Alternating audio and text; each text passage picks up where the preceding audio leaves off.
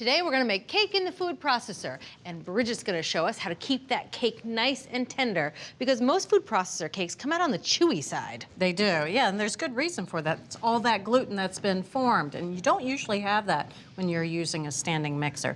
But it really is convenient to pull this out. It goes together quickly. Sometimes you just want to get something in the oven and something to the table because you're really just jonesing for cinnamon streusel. Fast and furious. Exactly, and that's the type we're making. We're actually making a beautiful, tender, buttery cake with a little bit of streusel on the top. Ooh. We've got our food processor out. Again, we're gonna make our streusel.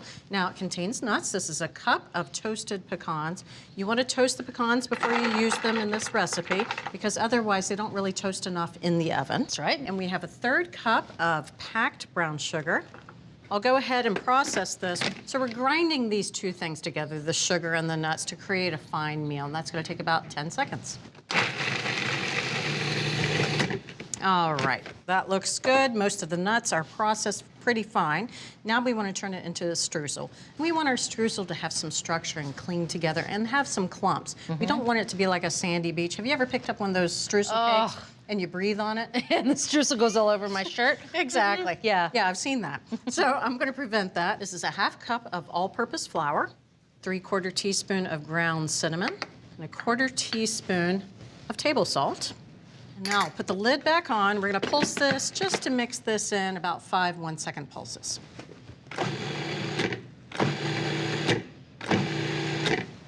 All right, now the clumping will begin. We have 4 tablespoons of unsalted butter that we've melted. Goes right in. And in order to help that out, we've got 1 teaspoon, just a single teaspoon of water. That's going to provide just enough moisture, really, when this starts to bake on top of the cake, it's going to create kind of a glue and the streusel will stick together. We're gonna pulse this until it forms clumps. That's gonna take about another 8 to 10 1-second pulses. I'm hedging my bets with 9 pulses. All right, let me show you the texture. You can see that it's very wet and sandy. It's like low tide. Well, you can smell the nuts and the cinnamon, too. Oh, yeah. All right, so we're done with the streusel. Get this out of the food processor. Not a crumb left behind. So we're gonna use this again. Blade goes back in. So now it's time to start the batter. So again, we're using all-purpose flour. This is 1 2/3 cup of all-purpose flour. So not cake flour, which has a lighter consistency. Exactly. We want a little bit of structure. We've got a lot of streusel we have to support. Let's support the streusel. This is 1 cup of granulated sugar, a nice cleaner flavor within the cake. And now, some more cinnamon. This is 1 teaspoon of ground cinnamon. We have a teaspoon of baking powder for some good lift, a 1/2 teaspoon of baking soda, and we have 3/4 teaspoon of table salt. So the reason why we use 2 leaveners, baking powder and baking soda, so the powder is for lift, but the baking soda is to help with browning and adds a little flavor. Exactly. So lid goes back on, and now we're gonna let this go until it's mixed together, about 10 seconds. There we go. Now this is very different from making a cake in a stand mixer. As you know, you would cream butter and sugar together and then add your dry ingredients along with your wet ingredients. And the whole idea is that you don't want to overmix the flour. We're still doing the same thing here. We don't want to overmix the flour, so we're going to use kind of a pie dough method where we're going to cut butter in. And that's gonna prevent the cake from being overly tough and chewy. Exactly. This is 7 tablespoons of unsalted butter. We've softened it just slightly. Go ahead and plop them around the bowl. So not using melted butter, but using softened butter is the trick. Exactly. So lid goes on, and now we're going to pulse this, again, as if we were making pie dough. Now it's going to be between 5 to 8 5-second pulses, so a little bit longer. We're mixing it a little bit, but what we're doing is we're coating those flour particles with the butter so that not as much gluten will form. All right, so 5 to 8 5-second pulses.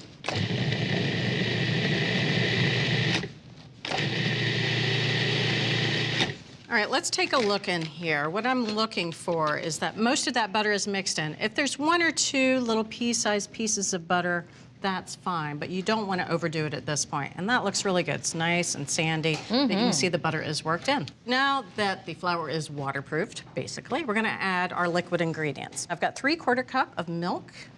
We have 1 whole egg and 1 yolk, a little extra richness, never hurt anyone, said Henry VIII. and a teaspoon of vanilla extract. So now I'm going to pulse this mixture in. I'm going to do 4 to 5 1-second pulses, scrape down the bowl, and then another 4 to 5 seconds. And we want this to be mixed together just until it comes together, but not overmixed. This batter is very different from most cake batters. All right, so I'm gonna put this into my cake pan. Now, we're not using a regular cake pan because this is quite a bit of batter. This is a 9-inch springform pan. We've greased it and floured it, so it's ready for this. And we just wanted something that had a little bit deeper sides. But you see with this batter, it's actually quite thick as it pours out. We found when the batter was just too liquidy, which a lot of coffee cake batters are, it was puffing up around the perimeter of the pan. And pushing all the streusel. Towards the center, Yes. exactly. I've done that. You wind up with a lot of streusel in the very center. It just looks weird. All right, smoothing the top. Don't need to do too much of that. All right. There you go, thank you. Now it's time to put the streusel. And just to make sure that we have plenty around the sides, I'm gonna start it right around the perimeter. Ah, way down the perimeter with the streusel. That way it'll Yes. stay in place. Exactly. Pretty clever there, Bridget. I've got the perimeter going. Now I can fill in the center.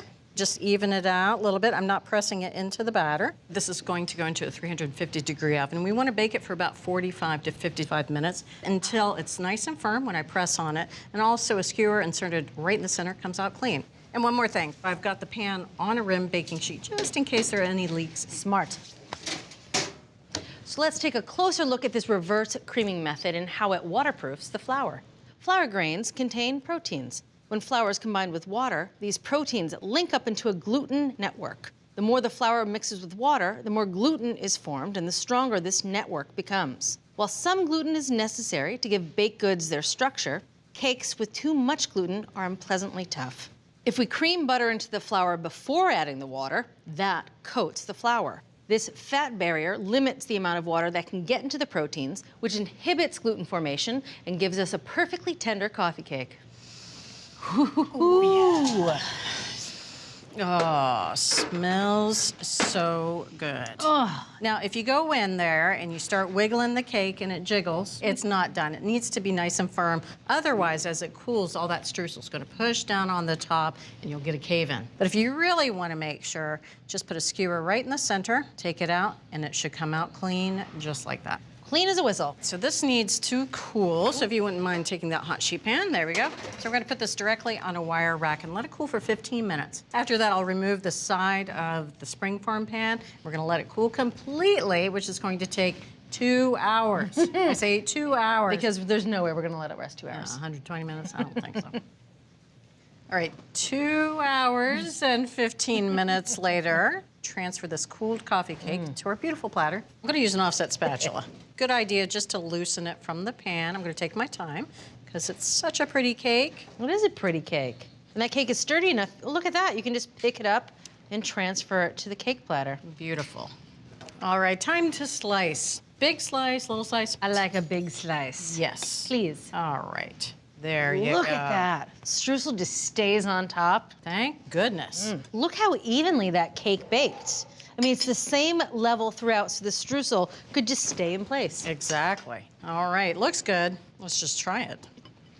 You would never think a cake that was made in the food processor and that was sturdy enough to hold up all the streusel would be this tender and buttery and rich. You can just see how light and delicate it is in the center. The best part of this, streusel is sticking to the top. It's light and it's fluffy without it being too cottony. And you know what? It's also not too sweet. Just enough sweetness to go around. Bridget, this is a home run, easy and delicious. So if you want to make a delicious coffee cake in the food processor, start by making a simple pecan streusel with melted butter, brown sugar, and some flour. For a tender cake batter, pulse softened butter into the flour mixture before adding the milk and eggs. Layer the batter and the streusel into a 9-inch springform pan, bake for 45 minutes, then let it cool for at least 2 hours before digging in. From America's Test Kitchen to your kitchen, an easy food processor recipe for coffee cake with pecan-cinnamon streusel. Love it. Love it, Sherry. Love it. This really is good. Thanks for watching America's Test Kitchen. What'd you think? Well, leave a comment and let us know which recipes you're excited to make, or you can just say hello. You can find links to today's recipes and reviews in the video description. And don't forget to subscribe to our channel. See you later. I'll see you later.